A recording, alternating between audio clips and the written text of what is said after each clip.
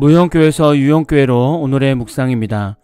오늘은 마태복음 5장 5절 말씀을 묵상하겠습니다. 성경 말씀을 보겠습니다. 온유한 자는 복이 있나니 그들이 땅을 기업으로 받을 것이며. 여러분은 부부관계에서나 직장생활하면서 억울한 일을 당하거나 고난을 당할 때 어떻게 대처하십니까? 대부분 자신의 억울함을 바로바로 푸는 것을 선호합니다. 왜냐하면 내가 억울한 입장이기 때문입니다.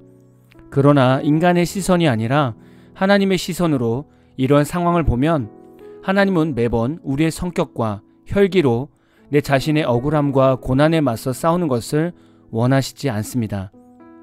하나님은 때로는 우리가 억울하고 답답해도 말하지 않고 묵묵하게 때를 기다리는 것을 원하시기도 합니다. 오늘 말씀에서는 온유한 자에 대해 말씀이 나옵니다. 온유라는 말에는 다양한 의미를 포함하고 있습니다. 그러나 원어의 해석을 보면 이 의미를 어떠한 단어로도 설명이 불충분하다고 말하고 있습니다.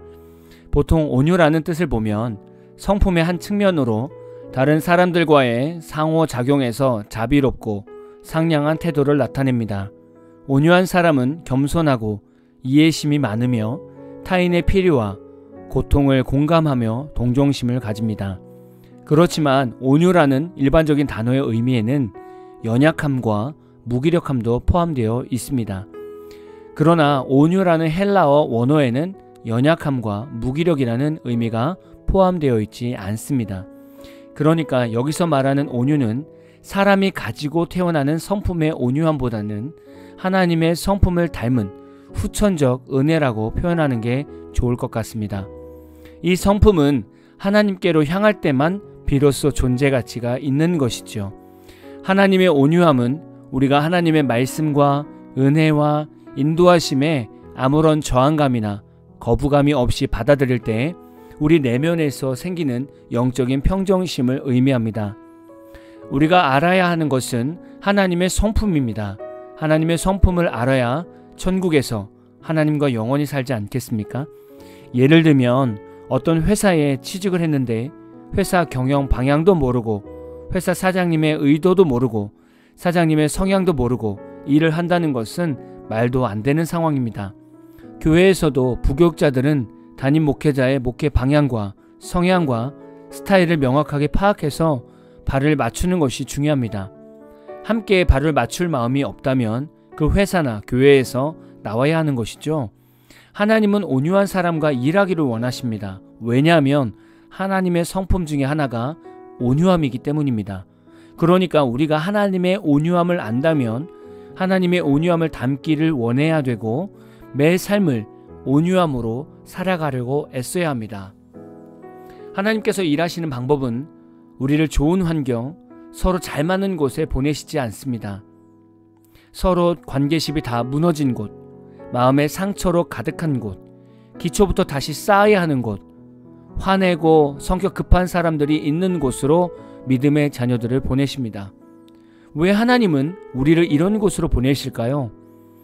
예수님을 잘 믿는 사람은 좋은 환경, 좋은 사람들이 있는 곳에서 지내면 안 되는 것일까요? 하나님께서 하나님의 자녀를 어렵고 힘든 곳에 보내시는 이유는 바로 하나님이 없는 그곳에 하나님이 계시고 싶은 겁니다. 서로 관계십이 무너졌다는 것은 하나님의 사랑이 결핍이 된 곳입니다. 마음의 상처로 가득한 곳은 하나님의 존중이 결핍이 된 곳입니다. 기초부터 다시 쌓아야 하는 곳은 하나님의 계획이 결핍이 된 곳입니다.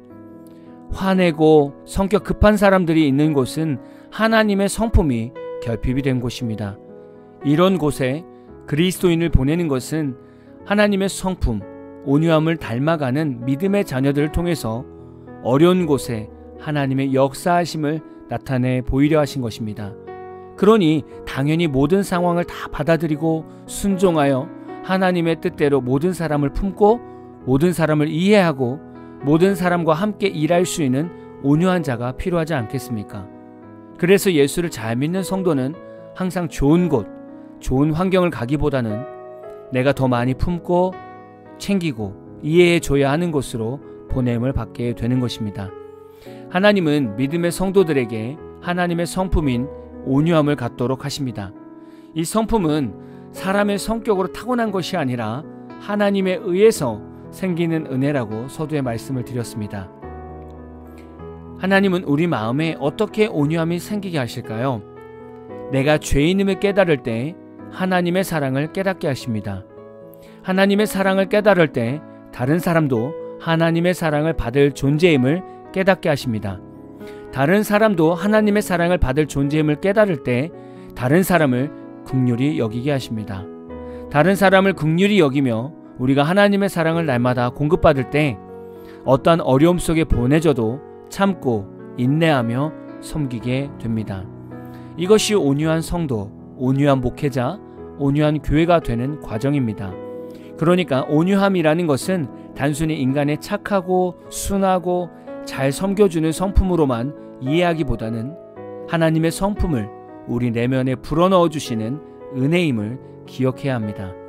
이런 성도가 하나님과 천국에서 살아가고 천국에서 땅을 기업으로 받게 된다고 약속하신 것입니다. 땅을 기업으로 받는다는 것은 보상의 의미가 있습니다. 물론 이 땅에서도 하나님께 기업으로 보상을 받을 수 있습니다. 그러나 천국에서 땅을 기업으로 보상해 주시는 이유는 무엇입니까? 그것은 온유한 자는 결국 하나님의 마음을 품고 순종함으로 어렵고 힘든 곳에 서서 예수님의 사람으로 살아온 것입니다. 즉 하나님을 나타내 보인 아름다운 사람입니다. 이런 성도에게 최고의 선물은 천국에서 땅을 기업으로 받는 것이 최고가 아니겠습니까? 천국이 보장된 삶이나 마찬가지입니다.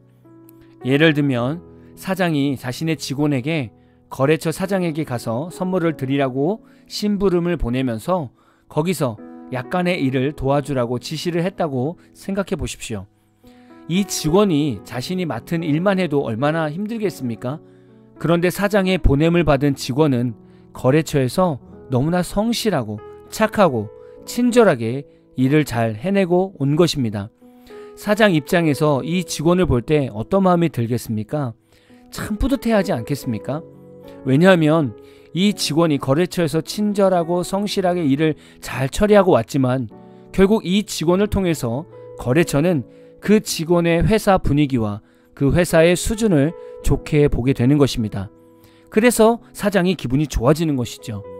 우리가 하나님의 사명을 받고 어디론가 보내졌을 때는 당연히 그곳은 여러 가지 어려운 결핍들이 있을 것입니다. 그래서 저와 여러분을 보내는 것이죠. 그곳에서 우리는 하나님의 온유함으로 잘 감당하는 것이 사명입니다.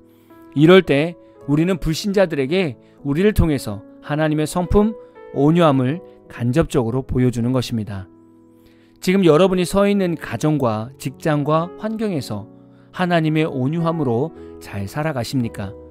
오늘 말씀을 묵상하시면서 하나님의 온유함이 무엇인지 다시금 묵상해 보시고 하나님의 온유함으로 내가 서 있는 곳에서 사명을 잘 감당할 수 있도록 은혜를 구하시는 하루가 되시기를 진심으로 축복합니다. 오늘 마무리 찬양은 레위지파 미니스트리의 온유한 주사랑이라는 찬양입니다. 찬양 후에는 잔잔한 연주곡이 있습니다. 말씀을 생각하시면서 기도하는 시간을 가져보십시오.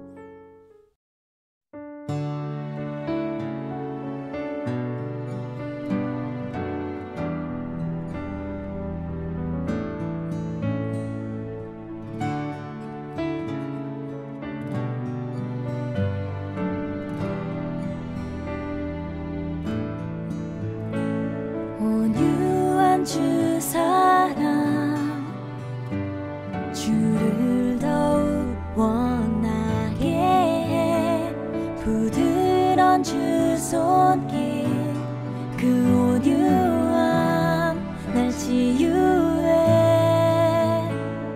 온유한 주 사랑 주를 더욱 원하게 해 부드러운 주 손길 그 온유함 날 치유해 오 나의 주 예수님 더욱 필요합니다 주의 사랑 더 알게 하소서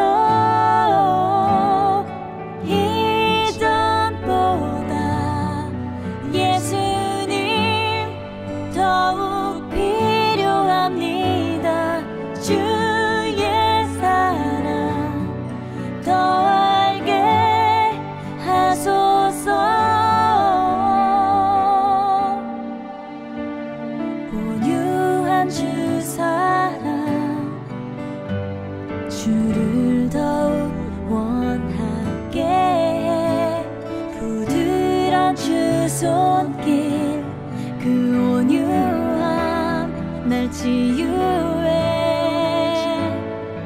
오 나의 주 예수님 더욱 필요합니다. 주의 사랑 더 알게 하소서.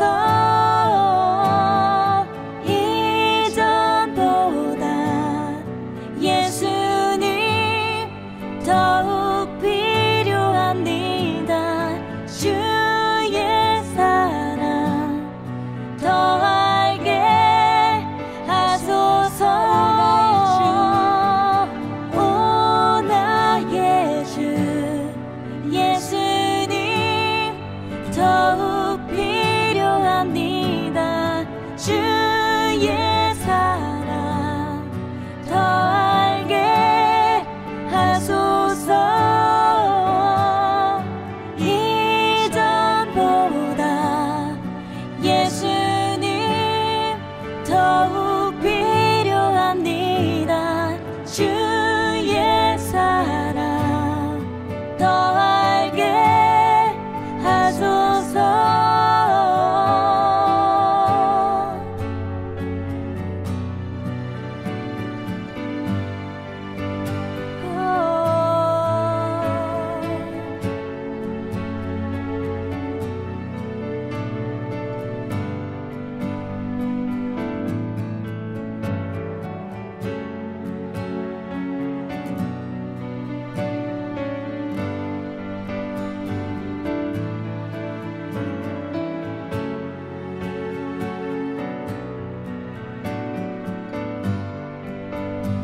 오 나의 주,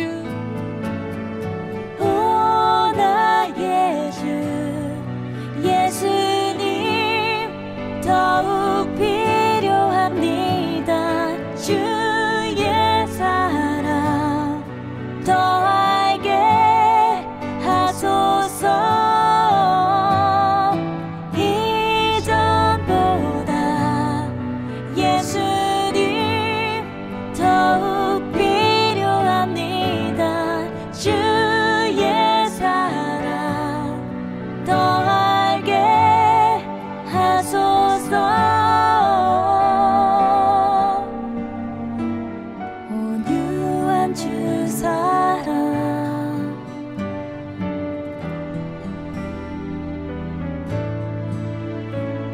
부드러운 주 사랑 온유한